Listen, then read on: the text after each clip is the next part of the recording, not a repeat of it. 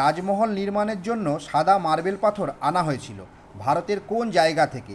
রাজস্থানের মাকরানা থেকে। কোন বিশ্ববিখ্যাত বিজ্ঞানী 12 বছর বয়সে ট্রেনে খবরের কাগজ বিক্রি করতেন? Thomas Alva Edison. ল্যাটিন শব্দ ভাইরাস এর অর্থ কী? ভাইরাস শব্দের অর্থ বিষ। আপনি কি জানেন কলকাতায় গবেষণা করে কোন বিজ্ঞানী প্রথম নোবেল পুরস্কার পান? ডক্টর রোনাল্ড রস।